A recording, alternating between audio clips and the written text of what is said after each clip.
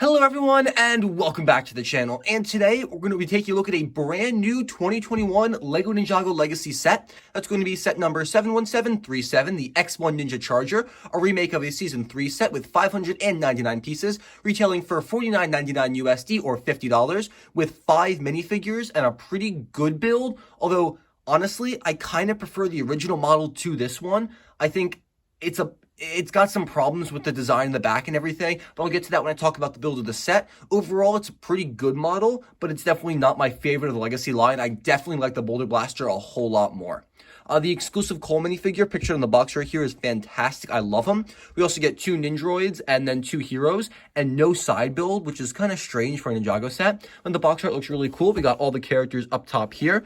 And then on the back of the box, we have just a picture of the set itself with the play feature, where you can launch Kai's bike out, and then some pictures of the set in the actual show, and then just some more like pictures of the actual image on the bottom. Then we have again that wheel of Ninja, collect them all, with Cole, Jay, Zane, Nia, Lloyd, and Kai. I'm really excited to see what Zane and Nia look like. I think those are going to come out maybe in a summer wave or something. I got no idea. I wish we could get images of them because Zane's hairpiece is really confusing me. That's all I really have to say for the box. Not too much about that one. So let's jump on and take a look at that instruction manual and then the build of the set. All right, and here's that instruction manual. It's got the same pictures at the front of the box, instruction manual here. And in the back, we should have an advertisement for the other sets of the wave. Play feature advertisement. Sets, these 4 actually did just buy this one yesterday. So you can see a review of this one pretty soon if everything goes according to plan. And I'll be getting the tournament of elements as soon as I can find it. Parts list, load on the back. Not too much to say about this instruction manual. All right, and here's the set all built up, and it looks fantastic for the most part. The front of this car is really, really good, although the back, I think, could use some real work, and it's very oversized, especially considering the size of this car versus one minifigure. This car only seats 1 character, and it's massive for that. I think I would have really preferred a scaled down version. However, the minifigures that are included are great. I love this Legacy Golden Cole. The Mindroids are really cool, and the Ninja are great. So let's take a look at those characters real quick right now, and then come back to this build of the set. All right, and here's the first minifigure, Legacy Cole, and he looks amazing. He has a little display stand right here, same as the last Legacy minifigure we took a look at, was that Kai. It's got the print right here for the 10 years of Ninjago, 2 orange pieces right there, and then a little stand for him. That's pretty cool. The minifigure itself is based on the season, I'd like to say 13, although I could be completely off base. It's the Skull Sorcerer's season, and it looks really cool. It seems odd because it's such a recent figure to get a gold version of, but I get it because Cole was really important to that season rather. His accessory right here is a golden and black hammer. I'm not sure why. I would have preferred this stud to be black or this one to be golden. I think it looks weird with just 1 gold and everything, but that clips onto an accessory right there on the back of his his neck attachment piece, and it looks so cool. It's the exact same helmet we took a look at before, just gold and gunmetal gray this time. He's got the exact same face and then the same kind of armor piece in gold, and he's got some really, really nice printing. I've noticed that all of the minifigures have the exact same leg printing for the Legacy design. All of them, it's all that kind of robes with the belt and everything. What they differ is their torso print. We got some rocks right there for Cole, some dark gray under bandages for him because that's his color scheme, and then a belt with his symbol right there. On the back, he's got the symbol again with some more ropes and everything to really design his aspect of his character. This minifigure looks really cool. I'm very glad to get him here. I really love this golden Legacy Ninja design they're going with. I can't wait to get all 6 of them, and 7 if you count Sensei Wu. But this minifigure is fantastic. Definitely the best in the set. I think the golden ones always will be.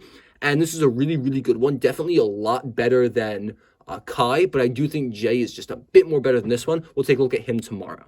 Our next character is going to be Kai himself, and he's got 2 gold katanas as his accessories. I had them positioned in a pretty fun way. It's fun to do that.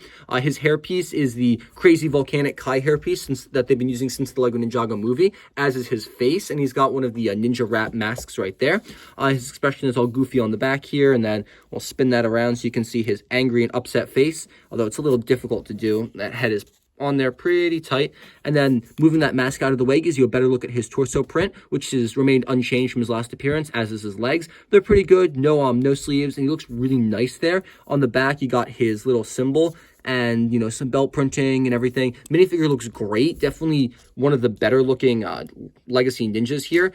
And although I do think Jay is so much better than him, that might also just be because I haven't gotten Jay in his this is a season 4 attire before in this form, so I think he only came in the Thunder Raider. But this character is definitely really, really cool, and I'm not as upset to get this guy here as I was to get Lloyd in the earlier set, because he's a little more rare, but at the same time, I would have preferred some variations, some better weapons or something, because the set is really sold by the minifigures in this case, and he's a really good one, but still not like what you'd expect from a $50 set. All right, and the final hero minifigure is going to be Jay, and he looks really cool. Definitely my second favorite minifigure in the set. His accessories are a pair of nunchucks, black and gold, not the nunchucks of lightning. He's got a really funny hairpiece. His I actually like a lot, more than Kai's. Kai's I don't like at all. It's a really nice, messy design, looks really cool. He's got two facial expressions, this goofy one right here, and then his serious one, which you can kind of see right there. He's frowning. I don't want to move the mask around too much, but he's got no sleeves in his arms. He's got that nice little design with the robe folded over, some really cool light blue printing there with some writing, and then some silver designs, his belt and his legs and everything. On the back, he's got his symbol on a shiny color with some more designs and rope patterns. I love this minifigure. He looks great. Definitely the second best ninja, although Cole has to take the cake. I just really like the way this character comes together, and it's really cool because I think he's a little more exclusive than Kai, who came in a couple, I think four sets. He only came in two, to the best of my knowledge, and I really like it, especially since, again, I don't have this character in this form before, much like Cole, but I know they both did come in the Thunder Raider set. He's a really good one, though. Definitely best ninja. All right, we have two villains in the set, two Mindroids. The first one is going to be the Mindroid. His accessory is a lightsaber with an axe on the hilt part. Pretty cool. Little Darth Vader reference there, I guess. You can have him hold it that way. The Mindroid is unchanged from the other sets we've gotten the Mindroids in. He's got this ninja head wrap with the cyborg attachment molded onto the side, upset angry face on this side, and then the same face with a little different mouthpiece mirrored on the back. He's got some really nice shuriken and robe printing on the back with some techno bits underneath. Shiny arm right there with a purple hand. Then the robes with some more technology bits there. He has the exact same face and chest printing as like all the other Mindroids we've been getting, and the exact same printing as the Mindroid we'll see next. So I'm not going to show you the next guy's printing or anything because it's exactly the same as this guy. All right, and this guy is a bit more decked out than the last Mindroid. He's got a katana as his accessory, same hair, hat, face, chest printing, all that stuff. And his difference, though, is this jetpack. Now, that's an over-the-neck attachment that comes onto the front here and the back, giving them 4 studs with room to have this massive little flying thing. And that pulls off like that, and you can see 4 studs there. It's a really massive neck attachment. Personally, I have not seen that piece before, although it could be just something I missed or I've never gotten before. So this is the jetpack. When it folds up, it's using 2 of these hinge pieces. We got swords in the side. This is a sticker, and then it's built using just that grill piece and everything to give them some wing look, and that goes on just like that. And you can adjust these as you will to make him flying and everything. It's pretty cool, a good minifigure. I do appreciate getting variations on the Mindroids because with all the printing being the same and everything, it's nice to get differing features that really set them apart, and it's cool to have like a jetpacker here to go with the army and everything, because I would have been a little disappointed if it was just a basic Mindroid, excuse me, especially since there's no other side builds for them to use, no weapons or anything. It's still a pretty good minifigure. All right, and now that we've taken a look at all of those characters, let's clear them out of the way, and it's time for just the build right here. And so there's 2 builds, technically. There's no real side builds. However, we do have a bit of a play feature here. Sorry, Jay's in the shot. And so there's a little motorcycle in here, and you can see Kai in there. And then we're going to get rid of these missiles real quick. That's one of the play features. Although it's a little fragile and does tend to break, you can just load the missiles in and push on the side and just launch them anywhere. And this has full posability up and down. But the real play feature is when you push down here, and let's get that out of the way, the motorcycle will shoot out. However, I've been experiencing some technical difficulties with it. I'm not sure why. There we go. It launches out like that. And here's that motorcycle. We'll take a closer look in a second, but it feels very unfinished and just not really working well. To load it, just lift this up. This whole center of the car comes up, push it into place, and it slots into 2 Technic pins and then pushes a little pin back. And then to activate it, just push down, it launches out. How that works is this little gear system right here, that clicks into place. And when that gets pushed down, it flings out and pushes the car forward. And then there are 2, I don't know if you can see them really well, but those Technic pin holes right there, that's what this car slots into, the motorcycle slots into. And just hook it into place there. And then when you push down here, this yellow thing pushes down. And this is what I was talking about when I said the car looks unfinished. Looking straight down, you can see the bit of the motorcycle. You can see all this Technic and gear work, and it sticks out like a sore thumb. Like, this doesn't feel as sleek and as nice as the front of this car. Like, this car looks really good. I love the stickers. I love the design. And then this just feels empty. You can see straight through the bottom. And then to launch that, you just push, and then the car will pop out, although it won't do it when I'm holding it sideways, obviously. While we're here, I figure we can take a look at the car and then the motorcycle second. There's some really cool X-1 stickers on the side here, golden wheels. I do like these golden swords everywhere. I think that adds some really nice decoration to it. The car design as a whole is really good. I am just not a fan of the way this lifts up and everything because it doesn't feel like a solid car build. It's like separate, and that's kind of weird. It's very hollow too. I mean, I don't know. It just doesn't feel like this car is worth $50. I think this set is a little overpriced because I'm not really getting a good model. That is a sticker, not a print, by the way. And I mean, the design on the back is cool. I do like the push missile piece. And I don't really have too much to say about this car design as a whole. It's kind of meh, you know? There's not too much to it. It's very hollow and very simple. It is a good car. It rolls around. It's great for display and play. I do like the shooting motorcycle scene and everything. That's a great play feature. But I don't really have anything good to say about it. It's just, it's there. It's a car.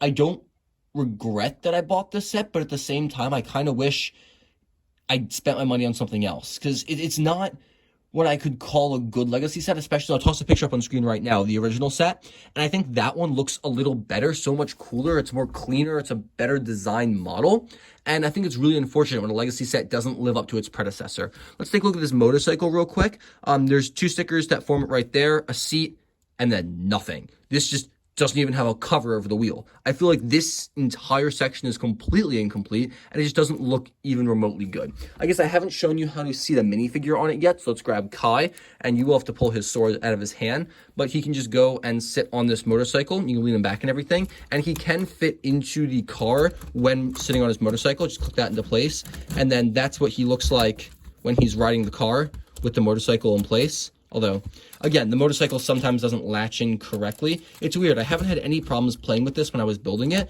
but as soon as I started reviewing it, it said, nope, let me break real quick. But that's what that looks like with him in the car. And again, it just doesn't feel quite right. And he can be launched out with that. You know, there's no problems, no hitting. You can't put a sword in his hand, unfortunately. You know, it is what it is. So let's move on to the final verdict. But honestly, I'm not really feeling this set. All right, so overall, this set is interesting. It's not terrible. It's also not great. The minifigures are what really sells it, because it's always good to get some more Mindroid army builders, which, you know, are really good characters, even though with the new Legacy design, what I've noticed for Legacy sets is they started making all the villains the same. The Mindroids have no variation on shirt printing, on facial printing, on leg printing or anything. Same with the ghosts and everything. They're all the same, and that's good to a point, but it's a little disappointing that we're losing the uniqueness of the characters as a whole, but I don't really mind because Mindroids are army builders and it's great to get a bunch of them. It's really great to get Jay here because he's a bit more rare in that form. Kai is mad. The Cole is amazing, and the build is good for display to a point. The play feature works well, just not reliable always. And I did forget to mention, but as always, you do get an extra one of these bullets, so the set does come with 3 of them. So when you inevitably lose one, you still have an extra. And I do like that launch feature, but I'd have to rate this set a solid, like, 5 out of 10. I'm really not feeling it. It feels overpriced at $50, even though I know it's like 600 pieces. I think it's like $5.99.